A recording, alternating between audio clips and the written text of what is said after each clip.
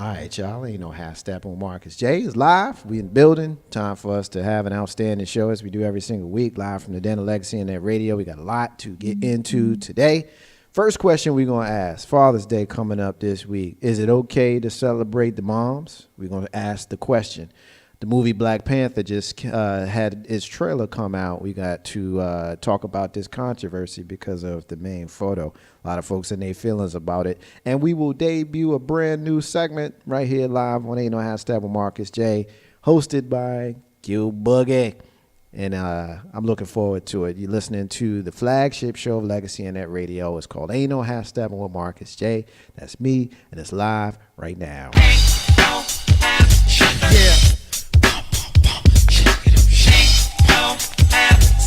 It's about that time. It's about that time to get.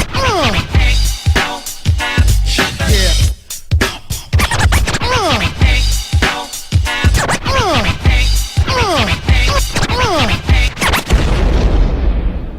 Button your lip, open your ears, strap on your thinking cap.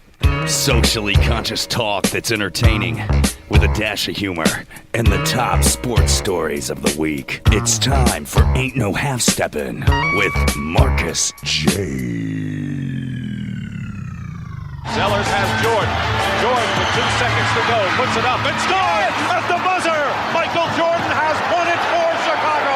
Manning lobs it. Burris alone. Touchdown, New York. Down goes Frazier. Down goes Frazier. Down goes Frazier. He hits one deep to right center. That ball is out of here. The Yankees win the pennant.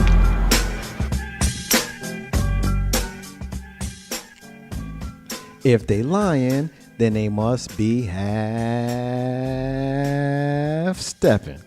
Ain't No Half Stepping with Marcus J is live. We in the building. Be down with us tonight at 804-402-2893. Be down with the flagship show, heard live from the Den of Legacy Internet Radio. Thank y'all to everybody that's rocking with us tonight. We appreciate those folks that are checking in right now on TuneIn, as well as those folks that are listening to us on legacyinternetradio.com. Shouting out those folks that are checking us out right now on Streamer and listening to the replays. It's because y'all continue week after week after week to rock with us. We will continue to roll with y'all. We're working to get our Facebook live stream back up.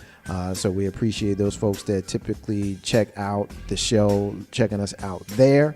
We look forward to that. And it's a lot. We're going to get into it tonight. But, of course, before I move forward into the show, I got to make sure that I give some love and shout out to my road dog for the night, my homie, my little sis, Q Boogie. Yay. Hey. How are you? I'm good. You doing okay? I'm doing okay. Ah, well, I can dig it, man. It's good to see you over there. And yeah. you brought you as well. You brought I brought snacks. contraband. Yeah, it's definitely contraband. It's definitely contraband. Like, you wanna recap the listeners that weren't with us last so week. You ever have a moment where you sense everything in the room is going well, and then your whole life changes in the midst of 2 seconds? That's what happened to me last week. I had two chips in my hand, and I saw. You sure it was two? It was two because I counted. I was with me when I counted. You was there? I was there with me when I counted. And I looked down, and Didi was making a really good point about something, and I had my chips, and I was about to put them, in my face, and I look up, and it was like being in the Serengeti, and the chips in my hand were the gazelle, and Marcus was basically the lion. And next thing I know, I see him eyeing me, I guess in time to be like, let me time this as best as I can, and snatch them joints right out my hand in such a way that I try to remember where I was at that moment. Got him. Oh, Got God. him. I snatched them joints so fast and started eating it, and you just gave me this look like, what? And you just busted out laughing. I just was like, what the? Yo, my hand, I had chips in my hand 2 seconds ago. I don't know what happened after that. It was kind of rude of me to do that. It was. But when everybody coming at you for your chips, it was kind of rude of me. It was not a nice thing for me to have done. And the fact that I did it, you know, I should be challenged. I should be punished. But nope. I should feel some sort of remorse, but I don't. I should. You should. But instead, you brought the bag for me to eat on my own. Yeah. I ain't got to worry about getting nothing else. Nah, you ain't gonna get jacked tonight, because I got a bag, and Facebook Live is back, and you can see this is the bag right here and whatnot, and I'm looking at it, and I'm like, yes, sir. I'm so glad and whatnot. So we're gonna be munching on them joints tonight. Everybody gonna be mad. Yeah, to just be mad, you know. It's all good. 804-402-2893, Facebook Live. If you want in, jump in, hit us up, send us a note, give us some sort of way to know that you want to be a part of the show. We'll be happy to get you in here tonight. 804-402-2893 is the number to dial. Q Boogie, you ready to jump in and start working on some of these topics? Yep. You said working on it like it was like a chore or something. Like, what is wrong with me? You think I'd be tripping? That's what you think. You think I'd be tripping. I'd be tripping. Oh, no. I guess my lemonade got something else in it, don't it? Mine's from Long Island.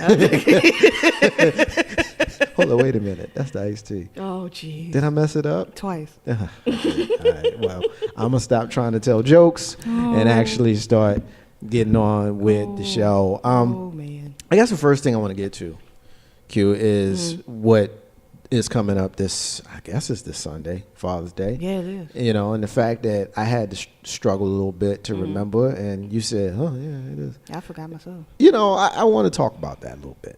And, you know, I hope that there's some fellas that are listening and some ladies that are listening, because I want your opinion on this. 804-402-2893 is the number to dial. And, of course, if you're listening, if you want to email or text us, if you know us personally, and if you don't, just hit us up in some of our social media areas. But every year in social media and beyond, there are people who celebrate Father's Day by giving love and salutations to the moms.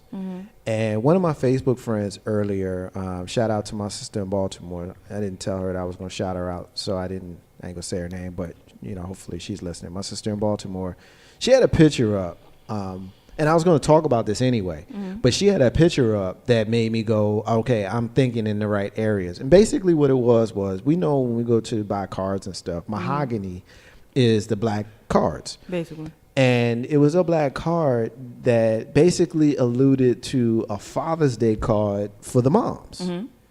And I did see that. Yeah. And so when I saw that, I was like, wow, okay, Father's Day cards for moms. You know, I honestly, it took me back a little bit. And I won't tip my hand, but I want to kind of open it up to the listeners and to you, Q. What's your thoughts on moms getting love on Father's Day? It's kind of tough because I myself am a single mom. I'm a single mom in the sense that I have priority custody. But her dad is still in the picture. So I will never take that away from him. But I also understand that there are some that are out here that do not have any sort of agreement or relative understanding, or even can be in the same room with the same person that is the dad. And it can be tough. It can be tough because you have some that are just doing it out of like just strife and meanness, and then you have some that are like, you know what, yeah, I do deserve these props twice. So I was reading on Facebook about it earlier. There was someone that I know on my timeline that shared it, and she said something along the lines of, I don't necessarily need to be recognized as the father and the mother in your life. I do enough as your mother. Even if your father isn't that great, I don't need to be looked at as somebody that's stepping into his place. I'm just doing what I need to do. Right. And, you know, sometimes it could be because I don't see it too much. I saw it just a little bit over Mother's Day that there was some single dads that were like, yeah, today I'm taking the day too. So it's relative, I believe. I'm not somebody that's in that situation. So I guess I can't really speak a lot about it, but I can see how it could be and is ugly if it's done wrong, if it's done incorrectly. I got to tell you, and I think, this is a very interesting topic for you and for me, because you as a single mom and me as a very involved dad, we can go back and forth on this. I don't know that we'll have that much dissension, just because you and I typically agree more than we disagree. But I'm very, very strong about this one, and I don't like it. When women seek to get attention on Father's Day, and the reason for it is, no matter how great a mom you are, and no matter how bad a dad he is, you are not his dad or the child's dad. You're the mom. Right. And I understand about how there are a lot of things that you have to now compensate for because of his absence. And that's unfortunate. And it's more than unfortunate. It's sad. It's anger inducing. It's not a good situation. Right. But at the end of the day, you are not the dad. No matter how poor he is, no matter how uninvolved, or no matter how, disappeared or bad or any of those things he is, you're not the dad. Yeah. And I think a lot of it comes from the anger, which is justified. The anger, as well as the disrespected feeling that a lot of the sisters feel from the guys, because quite frankly, a lot of them are not only not there, but they're assholes about not being there. Right. You know what I mean? Like, I personally, if you don't like your children, if you deny your children, if you in any way say that your children aren't your children, you didn't want your children, any of those things, I got an issue with you. Yeah. I just do. Yeah. They're yours, whether you wanted them or not. They're yours. Here now. They're here now. And so I get her anger. I get why she throws shade at you when she see you. And I get why her friends roll their eyes at you when they see you. And I get why your own mama be like looking at you like, you just, especially when you had a model and you know better. You just gonna continue to be like this. You're gonna continue to be like this. But at the end of the day, I still come back to whoever these dudes were that was looking for love on Mother's Day. You whack for that, bruh. You just whack for that, bruh, because you the daddy. Yeah. Not only are you the daddy, most dudes walk around with their chest out about being a man. I'm a man. Yeah. I know I do. I know I do. I'm the man. I do that. Yeah. It's a natural instinct, and then sometimes, I ham it up a little bit, and to be a little silly. But for real, make no mistake. I feel that way. Make no mistake. I feel that way. That is how I act. It's me on steroids a little bit. So it's the exaggerated version of myself. It's exaggerated version. Yes. But I think most dudes feel that way. So you don't get to be that way if you ain't, Yeah. If you're really not being those things that will constitute you actually being a man. Right. You don't get to be that way. So having said that, I still come back to sisters. I know how you feel. Not personally. It's more empathy than sympathy. I empathetically understand how you feel. He's not there. You got to deal with all of the stuff that comes, especially if you're raising a boy. Yeah. Because he needs his father. Yeah. You know what I mean? Not your brother. Not your best friend that you've been rocking with since you was in the 3rd grade that's never tried to smash. Not him. Not your daddy. Not your uncle. Not the nice dude from down the street who always had a kind word for all the kids. Not that guy. His daddy. He needs him. He needs his daddy. And when his daddy's not there, he's going to grow up and be really pissed about it. But he's even going to be more pissed about it if you walk around with this attitude. Now, do you want to be the reason that he has an attitude? Or do you want him to learn his lesson on his own? Because the likelihood of him being a productive male, father, is if you allow him to learn that lesson on his own as opposed to putting your shit on him. What do you think? I mean, so here's the thing. I'm an only child, currently raising an only child. I did not have a great relationship with either one of my parents. My mom kind of starting off from birth almost, but as I got older, my dad and I became estranged. And to this day, it'll be 10 years since his passing in October, and I went to his grave once. And because I just don't want to deal with it. And when my daughter's dad and I first initially separated, there was a lot of contention, there was a lot of tension. I never took anything away from him, saying any sort of things, and I would try my best to not bash him in front of her, regardless of how I was feeling. Years later, our relationship was a lot better.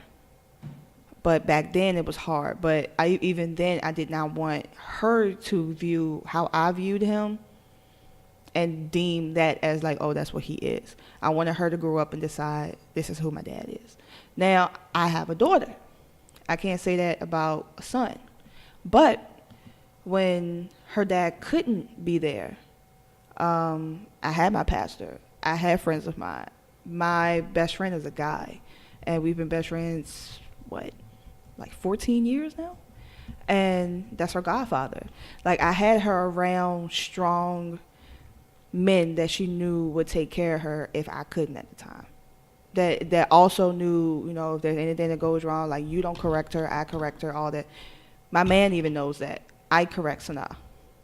I put my hands on Sanaa, nobody else. You can discipline her in other ways, but you can't touch her. And I believe like having that type of village will help in the feeling of, oh, let me strong arm this day, that even though it's dedicated to someone else. Because even if you may have somebody in your life, your baby daddy or whatever, even though I hate saying that word, I hate baby daddy.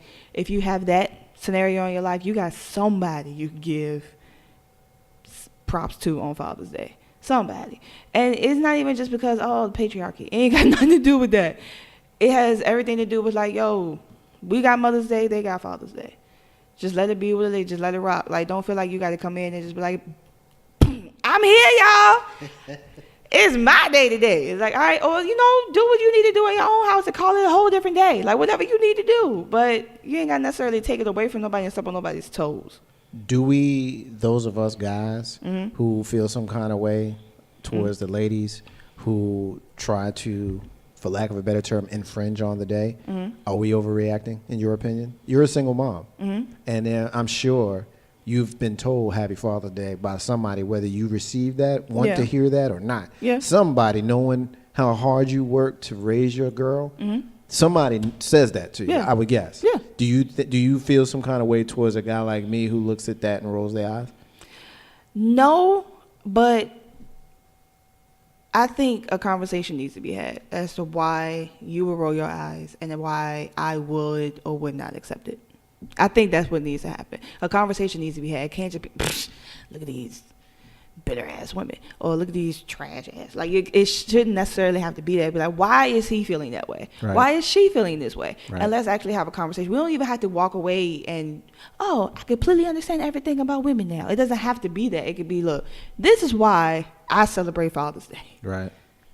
I think, well, before I tell you what I think, let me tell you what Laurel thinks. Our sister Laurel is checking us out. She says she thinks it works both ways. We should celebrate any and every parent that parents a child, a single parent. She single parented her children within her marriage, but he's still their dad.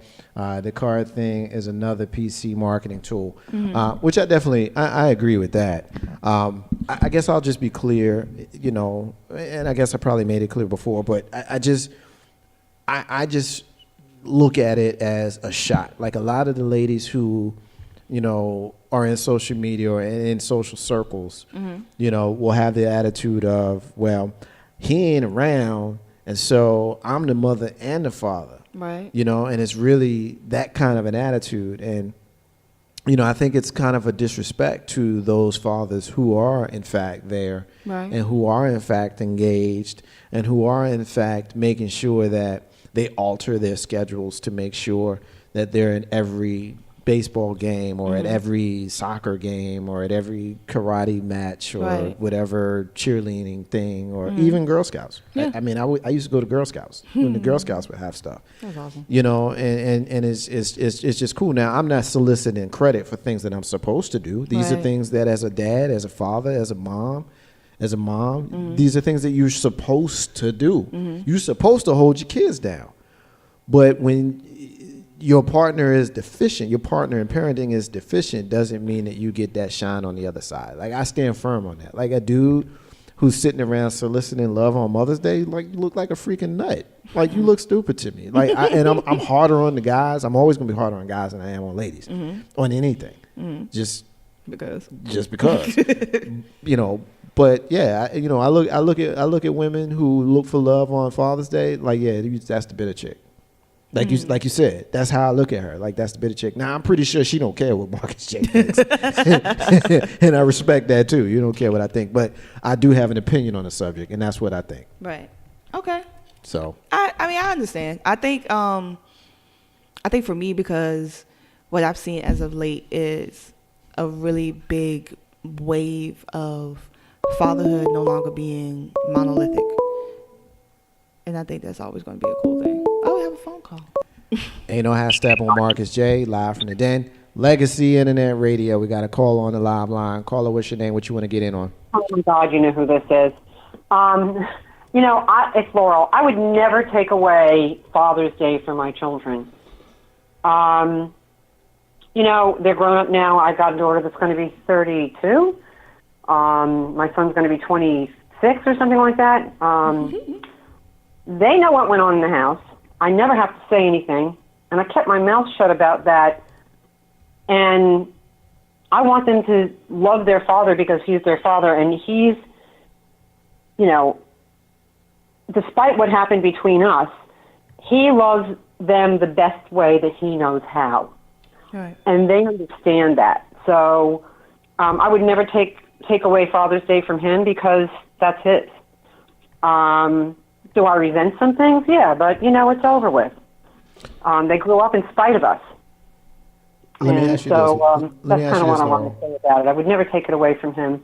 Let me ask you this, Laurel. As a single mom, were you ever told Happy Father's Day as a single mom? Never. I would think it was ridiculous. Okay. But I didn't raise them. I didn't raise them as a single mom. They were already grown up when we split up. But I raised them really pretty much by myself. Right. Right. So, no, I never. I mean, I'm old school. You know what I mean? I'm not like, I'm not 30 years old, or I would just never think that, honestly. Right. No. And I do think that the card thing is like, happy, whatever day is another way to make some money on cards and maybe get people riled up. I don't know, but I absolutely respect parents on both sides that parented their children without the other one present. And it's really kind of hard. You have to really be able to check yourself, what your own personal feelings are, and let your children grow up and make their own decisions and come to their own conclusions. Well, let me ask you this. Let me ask you this. How do you feel about a man such as myself who looks at women who look for love on Father's Day and just kind of rolls my eyes? Do you have an issue with a guy like me who feels that way? You know what? I probably would be rolling my eyes too. Okay. It's like, you know what? You don't need to go there for that. But I understand. I absolutely understand. I would not be a compassionate person if I didn't understand how some people felt. But they have to look at where that's coming from. Is that coming from a place of anger or resentment or whatever? Right. But, well, I would guess. How you feel about that. I would guess that there's a strong streak of resentment that's probably driving that behavior and driving that thought process, which, while on one hand I do respect it, on the other hand, I think that it infringes upon those of us who are outstanding fathers, and I'll say that about myself, and I don't feel, arrogant or conceited or anything to say that, because I know I'm a good dad, and I don't know that because I'm saying that. I'm knowing that because my daughter tells me that. You know what I'm saying? Right. I get it from her. you know, I think that those days are separated, Mother's Day in May and Father's Day in June, for a reason.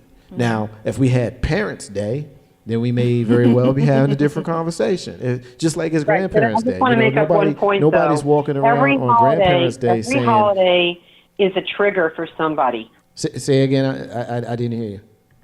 Every holiday is a trigger for somebody. Yeah. Somebody somewhere is going to get triggered whatever holiday comes around. Sometimes it's Christmas. Sometimes it's Mother's Day. Sometimes it's Father's Day. You had a great parent. You didn't have a great parent. Yeah. You know, sometimes those days are just hard for some kids to get through. Yeah, that's me. But I understand what you're saying. But I would agree with you. I would agree with you. What my ex-husband had Father's Day, and it's his children just as much as mine. No, I respect that. And, you know, in recent years, I have softened. I'll be honest with you. You hear how I speak about it now. It's softened compared to how it was a couple of years ago. And, you know, hashtag with Marcus J. live from the Dan Legacy Internet Radio. Laurel, keep listening, because in the 8 o'clock hour, we're going to be talking a little bit more about the President of the United States. I'm going to knock him into next week. All right. See you later. You got it, sis. Talk to you soon. And, you know, hashtag with Marcus J. live from the Dan Legacy Internet Radio. Let us move on, as they say at the end of some rap song that I can't remember in the 80s. Unless you wanted to make a final comment. If you did? No. You did? Okay, all right. I can't even remember what song that was. Let us move on. I'm sure a listener knows, but they ain't going to call and tell us, but that's all good. Ain't no hashtag Marcus J.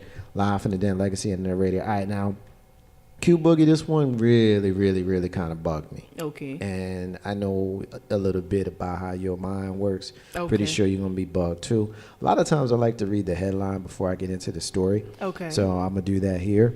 This one is about a professor who denies slavery destroyed black families and threatened a student who called her out for it.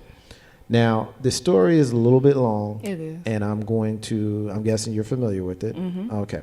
So I'm going to read a little bit of it as much as I can to kind of set it up for you, Facebook Live and legacyinternetradio.com and TuneIn and Streamer and YouTube and iTunes. All the for people.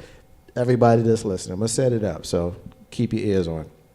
But this is at the University of Tennessee.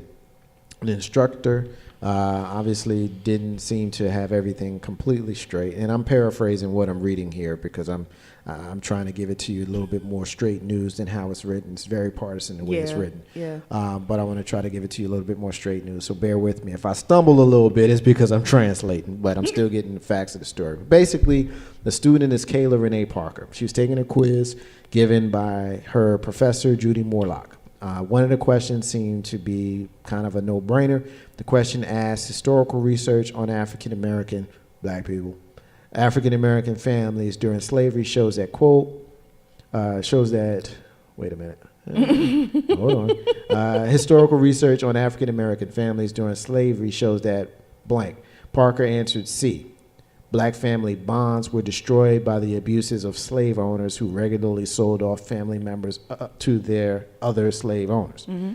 Seems correct. Right. Okay. It's factual. Actually. Not according to Morlock, who marked it wrong in favor of D.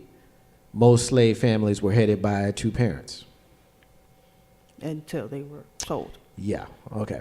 So, so of course, Kayla Renee Parker's like, hold up, wait a minute, what's going on?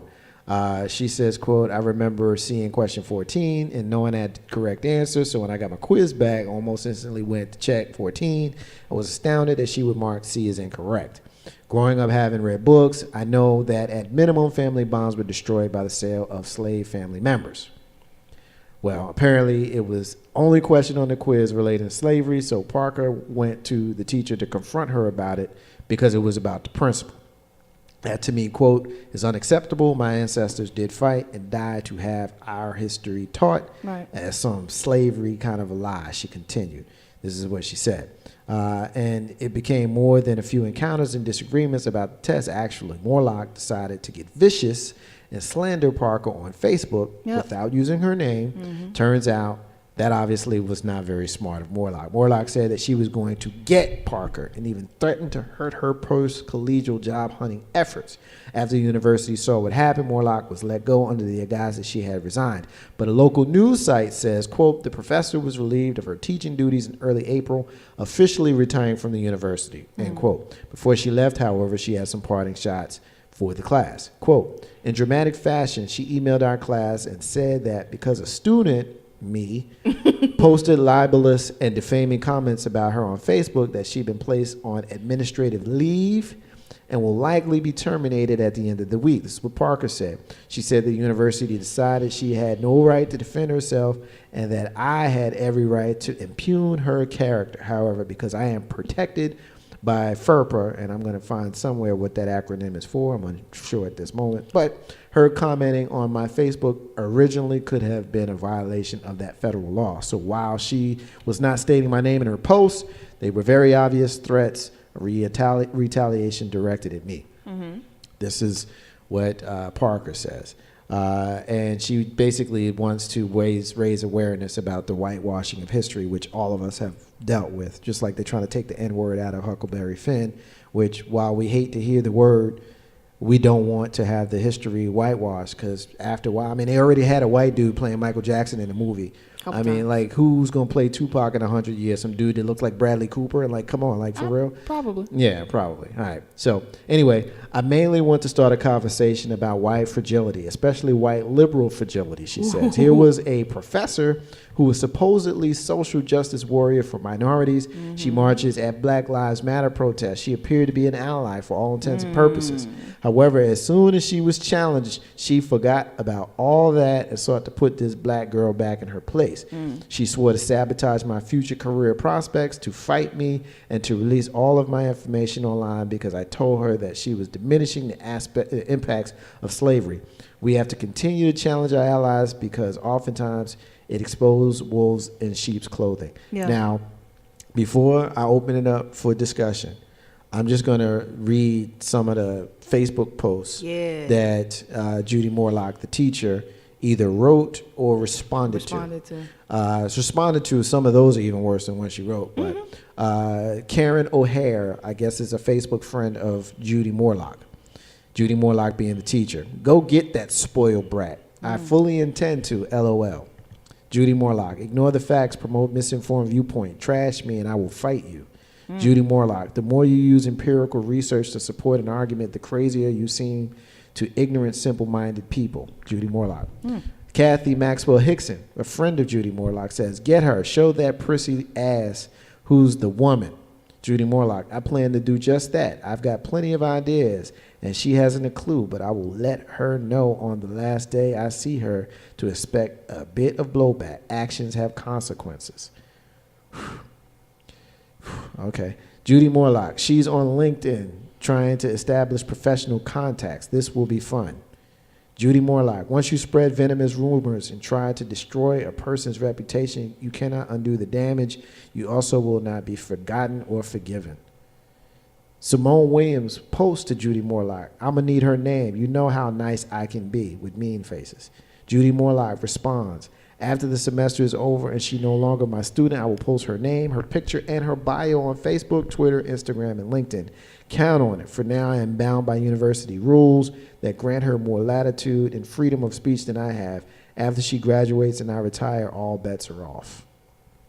That's the last one I'm going to read. There's more, but I don't think we need to get into any more. Q Boogie, I'm giving you the first word on this one. What you got? This is why you cannot trust all woke allies. This is why.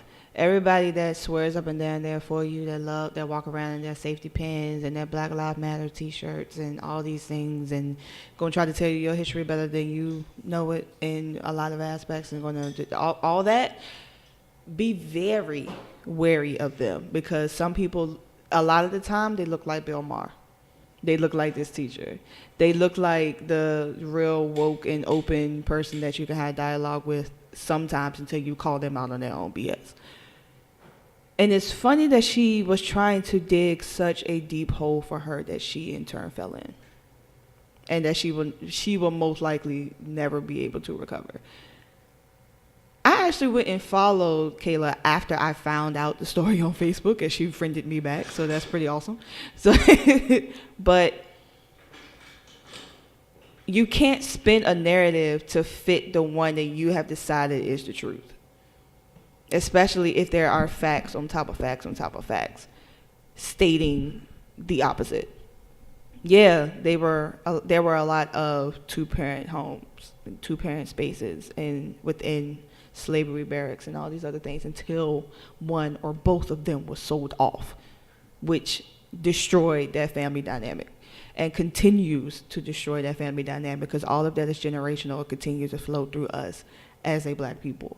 So for a teacher who swears up and down, it's like Rachel Dolezal without the transracial. Like, that's basically what it is. Like, you're swearing up and down, you know so much about this history. When you don't, you've adopted it and then have tried to bastardize it and make it fit into the narrative that you've decided is correct, because it does not bode well for your people. It does not look well for your people. So it's like, well, let me spin this and let me check you. Let me try to check you even though you don't have the answers. And you're upset more than you were upset by a student, and then she was a smart black student on top of that. So that's what got you really upset. And your friends on Facebook just as whack and racist as you are. And it sucks, like, your racists don't even know you're fully racist. Like, you're racist light, you're diet racist. And that's what thing that is so disheartening, because it's more people like you than there are people that are flat out just, I hate you because of the color of your skin. You're running around here saying that you're all for us, you're in our ranks, and you're still... This is what you do when you're called upon or you're called out. This is what happens. And how could we trust anybody else like that? That's the scary part. Yeah. And that's the scary part, because I think a lot of times people who basically only view the world from their own viewpoint don't see how this wolf in sheep's clothing could be the worst kind of enemy that you can possibly have. Yep. Because the reality is, like you said, Q Boogie, you know, we are ready for the big ass pickup truck with the mud on it and the Confederate flags flying from the back of it. Like, we know that guy. We know that guy. We know what they about. We know. They be posted at the VMFA. At least we think we know. Let's just say it that way, so we don't cast aspersions on everybody. Maybe it's about the heritage bullshit, but whatever, and whatever, you know. Your participation. Y'all lost. Y'all still flying the flag, dummies. Right. Whatever. That's so stupid. Confederate flag. That's so stupid. Like, I mean, that's a whole conversation for another time. Yes. But this is someone who projects themselves as an ally. Like, this is someone who makes it seem as though, I guess 200 years ago, they'd be known as an abolitionist. Yeah. You know what I mean? Like, this is someone who is purported to be in your corner. And I found, just in my experience, and I could be wrong, but in my experience, you know, some folks just don't like getting checked by black people. No. And it's not just white people. It's uncomfortable. It's not just white people, though. You know what I mean? Like, I'm not taking a shot at white people this time. Taking a shot at everybody, because when you run across a black person, oftentimes, that knows what they're talking about, that can back their positions up with facts as well as passion. Right. A lot of times people are taken aback by that. You know, I've always made the analogy of how sometimes black folks would rather go to white people to get certain things. Yeah. For example, you know, you'd rather go to a white doctor than a black doctor, because you don't think the black doctor is just as good as the white doctor. You know what I mean? And there's some folks that quite frankly think that white folks' ice is colder than theirs. Yeah. So you don't want the black guy's ice. You want the white guy's ice. This is more pure, apparently. It's more pure. And so it's not just white folks that look at black folks this way. And you know, a lot of it is historical, and it's the essence of why that question was correct the way she answered it, and incorrect the way it was scored. Yeah. That's the essence of that. Because any human being, even the most racist white person in this country, has to know, if they're in their quiet moment in their racist ass mind, has to know that historically you didn't have two-parent homes during slavery. No. And a big part of the reason, now I'm about to drop a little bit of historical psychology on you. A big part of the reason why you see a lot of sisters shield their boys or spoil their boys. Like, you get a lot of people who say, or women who will say, and Cuba, you can correct me if I'm wrong, if I'm stepping out of line here, but you get a lot of sisters that'll be like, my mom was mean as hell to me, but she spoiled my brother. I've heard that. Yeah. You've heard that. Yeah. You know where that comes from? It comes from during slavery times when that same woman, and of course, we're not talking about 2017 versus 1817. Not this version. But it's the same mentality. When you watched your husband or your baby daddy or your partner or whatever get castrated by massa for the smallest of offenses, and it's not even really an offense, really, but you watched him get sold off, or you watched him get beaten, or you watched him get otherwise, dealt with. Right. You knew that could happen to your son. And so you did everything you could to make sure that your son was not exposed to that. And a lot of times you end up, and it's not a knock on her, at least not in 1817. 2017, get a grip, ladies, like for real. But in 1817, you had to do what you had to do to protect your son. Yeah. You saw what happened to his daddy. Yeah. You got to protect your son. And so that's the mentality. And this is what we're talking about when you're talking about the right answer to the question that the girl answered. This chick's going to actually tell her, now I'm going to really speak real. This chick going to tell her two-parent homes during slavery? What the hell you talking about, lady? Like, for real? What you want to happen, that's how you want it to look on your side. Because you want so badly to be a part of the narrative when you have no place in it. That's really all it is. You're speaking up on something that you're a history teacher. You should know better. Majority, if not all of y'all, wrote the damn books. Well, I never seen no lion write a history book. It was always the hunter. Exactly. There you go. Ain't no half stepping with Marcus J. Live from the Den, Legacy Internet Radio. Last thing I want to get to in this segment is this picture right here. Facebook Live, I'm showing you this picture right here. It's a picture, and the words is backwards because Facebook Live does this weird shit where it makes everything backwards. But it's really about the picture. The picture is a picture of Chadwick Boseman as Black Panther. Amen. Black Panther is the character in the new Marvel movie. Amen. Had a cameo in the Avengers movie. Yes. No, in the Captain America movie. Now he's going to have his own movie that's coming out early next year.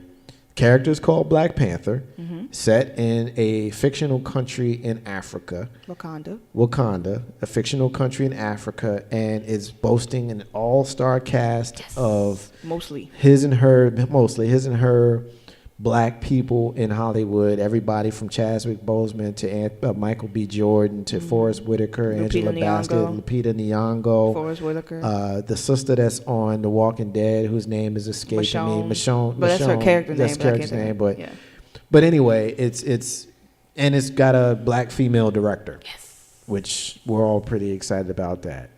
So anyway, looking at that picture. When I first saw the picture, the first thing I thought about was the famous picture of Huey P. Newton sitting in the chair with his weapons at his side. That's the first thing I thought about. Like, even before it was posted, and even before the controversy, and even before people started having their words about it, the first thing I thought about was that picture, because I'm well studied on the Black Panther Party, and I'm very fond of Huey P. Newton and his co-founder Bobby Seale. We lost Huey in '89. But Bobby Seale is still living, co-founders of the Black Panther Party.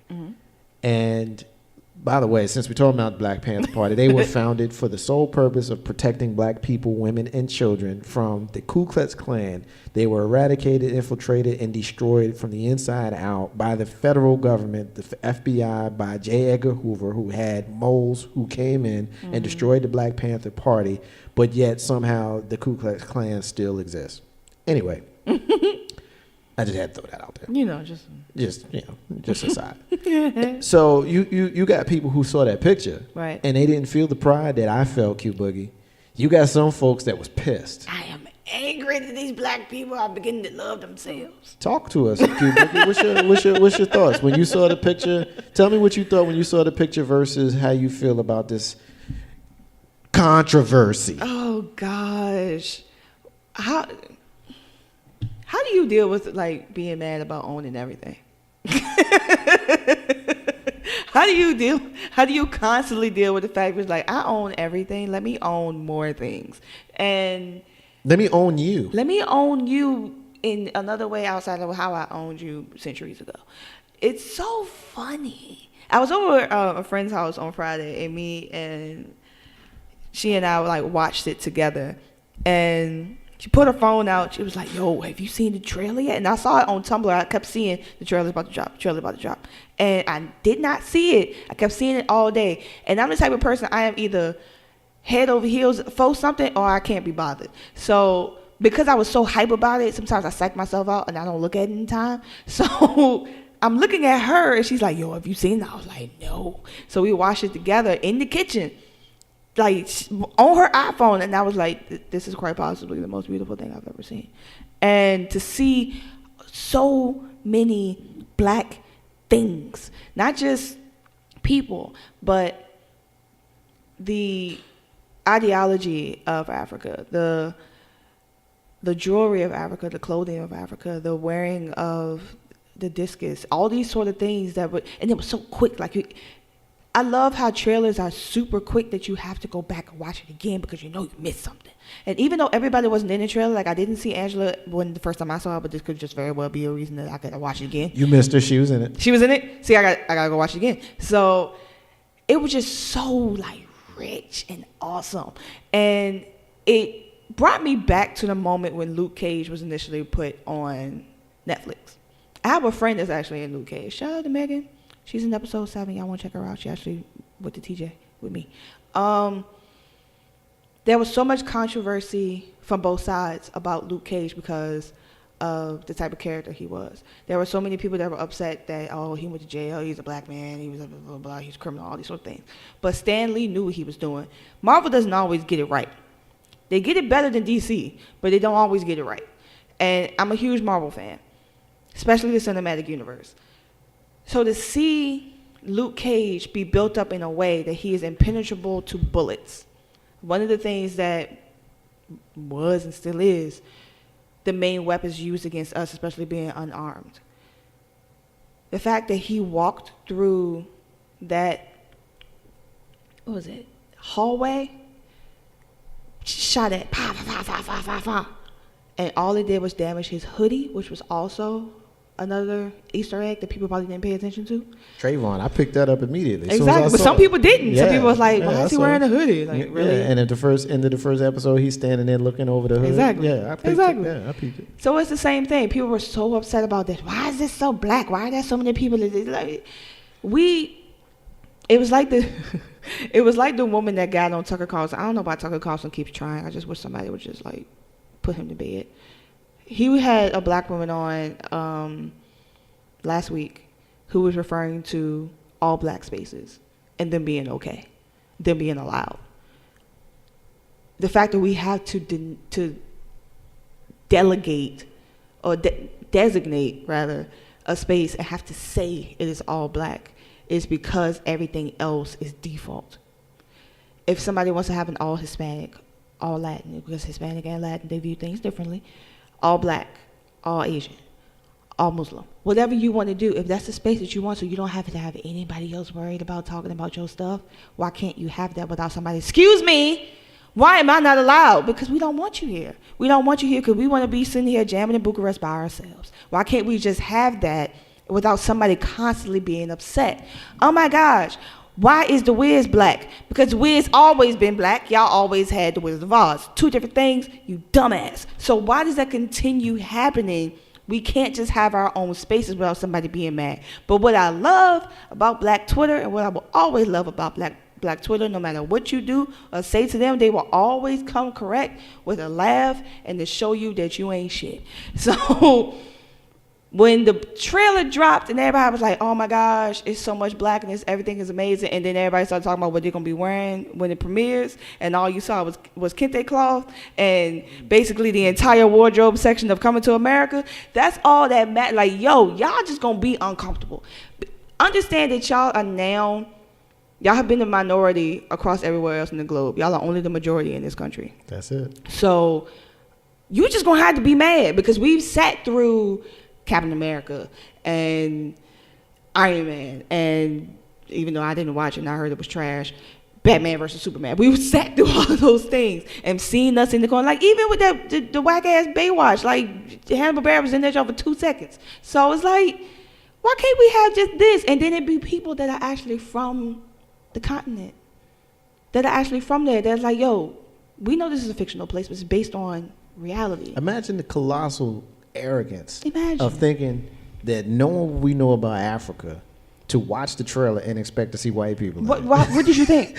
What did you think? Why am I not identified? Because you're not there. Yeah, it's like, I mean, sometimes this shit ain't about you. It ain't about you, and you just gonna have to be okay. But you know, it's crazy. I mean, these are the same people who will tell you pull yourself up by your bootstraps, and out the other side of their mouth, they'll tell you that everybody is equal. Yeah, no. But when you show them in the Constitution, there has been no amendments to the 3/5 of a human. It's still there, and technically, legally, still legal. You know, that's what we are. And when you look around Congress and the Senate and elected officials, you know, if you really want to take round numbers and say 62% of America is white and 12 or 13% is black, and then of course you got everybody else kind of mixed up in there, and that basically means of the 100 senators that we got, I only want to see 62 of them white. And I want to see at least 13 black. Yeah. You know what I mean? I need to see some women in there. Yeah. I want to see some gay people in there. Yeah, I want to see. I want to see diversity. I want to see some Puerto Ricans in there. I want to hear somebody that speaks with an accent on the Senate floor. Yep. You know, that's not from another country. You know what I'm saying? That's not from another country. That's from here in America. That's from here. Yeah. You know what I mean? And so, yeah. I mean, so, hey, look, man. I have no issues with people showing pride, no matter what it is. You know, if you know, like the whole white power thing, hey, look, as long as it's not oppressive to other folks, I got no issue with that, because I'm sure as hell going to say black power. Right. You know, or Puerto Rican Day Parade that was this weekend, you know, and I know that they voted for statehood 97%. I don't know why they want to come in this mess, but hey, okay. All right. You know, I got no issue with it. I got an issue with people looking at Huey P. Newton and Chadwick Boseman in a photograph sitting side by side and feeling that is too black. Why am I not militant. represented? Why are you not represented in a movie that's set in a fictional African country? Man, get the... Why do you... I almost cussed and Grizzy not here. You know what? So in actuality, it didn't happen. So well, it didn't. Yeah, right. It did. Because he won't hear. Yeah, because he wasn't but there. But yeah. It just pisses me off how so much that it's always a problem. It's always an issue when we want to just be by all we wanted to do. But when we were in Africa, we were in Barbados, when we were just chilling already here in America, all we wanted to do was just be left alone and do our own thing. When we were quote unquote granted freedom, all we wanted to do was just have our house. But you know the thing with that though, Q Boogie, I don't know that I 100% agree with that, because you got so many black folks who got caught up. See, there's a difference between segregation and separation. Like if you study those words, they basically mean the same thing. But basically, one's a legal term and one's a social term. Like segregation is a legal term. Like you cannot keep me from going over there. Yeah, it's illegal to do that. But I can separate myself if I want to. Like that's the difference. You know. But you had so many black folk that, you know, and I'm not taking a shot at my grandparents' generation, but, you know, they went through some stuff and they wanted to be treated equally. So in the course of being treated equally, you lost your identity. You lost your mom mom and pop shops and your barber shops and your grocery stores and all of that kind of stuff. Now they did bomb us like Black Wall Street shit like that. Tulsa, you know what I mean? Oklahoma. And Tulsa And Philly. and don't even get me started on how they destroyed a whole city block in Philadelphia. Right. And most people don't know the history on that. Seneca Village. You know, so anyway, we can go on and on. But I was looking at it from the standpoint of like, yes, us wanting to go and do our own thing. All right, you gave me my freedom. Cool. Let me just go do what I want to do now. Why do you feel the need to come follow me and be like, hey, why are you doing that over there? Why can't I be over here? It's like, why? We over here, we were, of course, nothing is perfect. So we were doing. You just want to say, leave me alone. Right. Leave me alone. We were doing what we wanted to do at Black Wall Street in Tulsa, Oklahoma. We were doing what we wanted. And somebody came in and said, no, you can't do that because I deem I should be here too. And so much so that y'all came in, in the middle of the night? And blew it up. And my personal favorite, tongue in cheek, my personal favorite, well, if you don't like it here, like the clip we listened to last week, you don't like it here, why don't you leave? Well, I tell you what, maybe you got a messed up mama, right? You gonna leave your mama? Right. Hell no. We built this country, we ain't going nowhere. You took it from me anyway, no matter so how mad we are, for those folks who decide they're gonna stay here, hey, look, some folks really do go back to Africa. Yeah. But for those folks who choose not to, hey, that's a stupid thing to say that. If you don't like it here, go back to Africa. No, I don't like my mama or I don't like my daddy. I'm gonna not deal with them for real. That's how stupid you sound. Ain't no half stepping with Marcus J. Live from the Dan Legacy Internet Radio. Guess what, y'all? We're gonna take our first break of the night. And when we come back, we will debut a brand new segment that we will have whenever our sister Q Boogie is in the room. She's not going to tell you what it is now because we want y'all to call back. That's called a tease. Ain't no half stepping with Marcus J. That's the show. Marcus J. That's me. Q Boogie. That's her. We taking a break. We're going to come back. Y'all rock with us. We're going to roll with y'all. See y'all on the other side. Take about 5. Hey, this is Warren Ballantyne, the number one truth writer in America, and I'm listening to my man, my brother, Marcus J. right here on Legacy Internet Radio.